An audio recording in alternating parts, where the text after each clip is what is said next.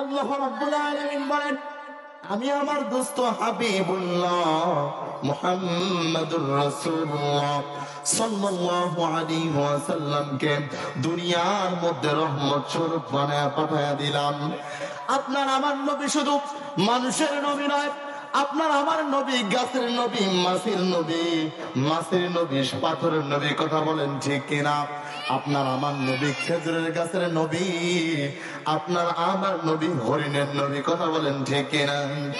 নবী সাল্লাল্লাহু আলাইহি ওয়াসাল্লাম রাস্তা দিয়ে হেঁটে যায়, হরিণরা এরকম সালাম দেয়, আসসালামু আলাইকা ইয়া রাসূলুল্লাহ, আসসালামু আলাইকা ইয়া হাবিবাল্লাহ।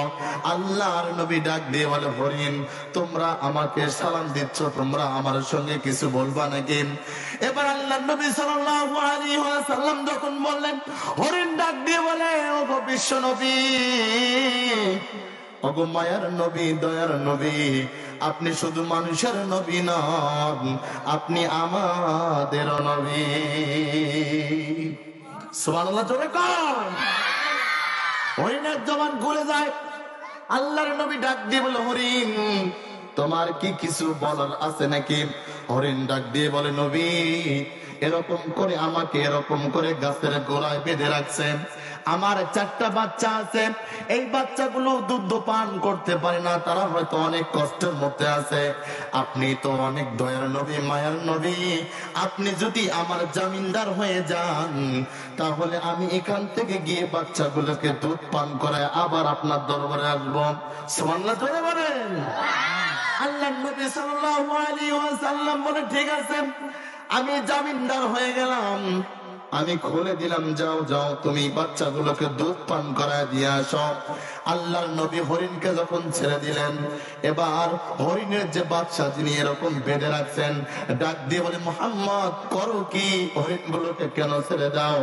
আল্লাহর নবী ডাক দিয়ে বলে, হরিণদের সঙ্গে হরিণের সঙ্গে আমার কথা হয়েছে, বাচ্চাগুলোকে দুধ পান করায় আবার আসবে, আমি ততক্ষণ পর্যন্ত নবী এখানে দাঁড়ায় থাকবো।